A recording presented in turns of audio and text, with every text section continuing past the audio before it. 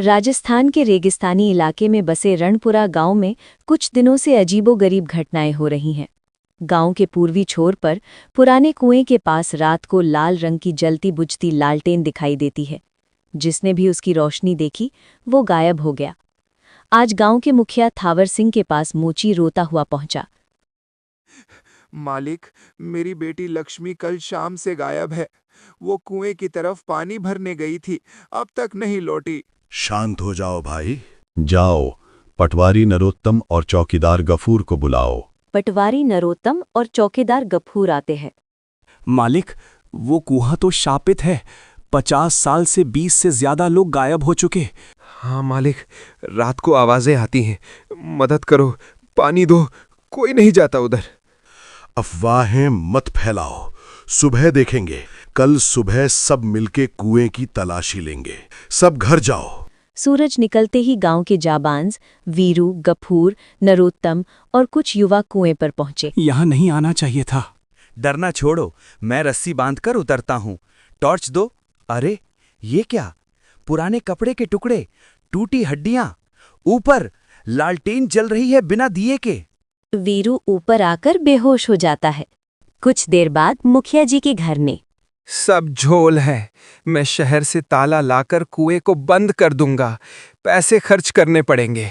वीरू को होश आया। मालिक, कुएं में कुछ पुरानी चीजें दबी हैं, लेकिन लालटेन वो हवा में तैर रही थी। मैं रात को पहरा दूंगा। नरोत्तम, गफूर, मेरे साथ चलो। तीनों पहरा दे रहे। तेज हवा चल रही है, बिजली कड़कती है। अचानक कुएं से लालटेन बाहर निकलकर तीनों के नजदीक आने लगती है, जिससे गफूर डर जाता है और कुएं की तरफ भागने लगता है और कुएं में गिर जाता है। अगले दिन सुबह सब लोग कुएं के पास खड़े हैं।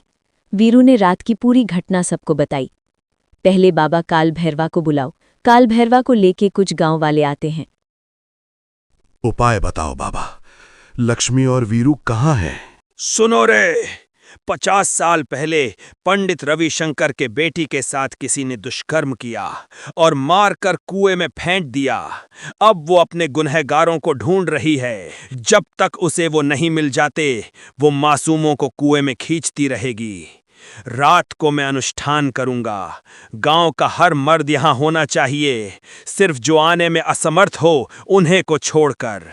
रात को अनुष्ठान चालू होता है। धीरे धीरे गांव के सभी व्यक्ति वहां इकट्ठे होने लगते हैं। मैं मंत्र पढ़ूंगा। लालटेन अपने आप उस व्यक्ति के सर पर चली जाएगी। फिर वो आत्मा जाने और वो व्यक्ति।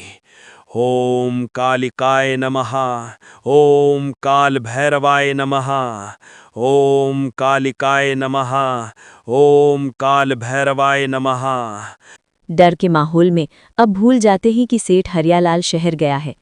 वही सेठ हरियालाल पेड़ के पीछे छुपकर ये देख रहा था। वो शहर गया ही नहीं था। अचानक कुएं से लालटेन निकलती है और सभी लोगों के ऊपर घूमते हुए एक पेड़ के पास चला जाता है। यही है वो, मेरी मौत का जिम्मेदार। मैं नहीं छोड़ूंगी इसे।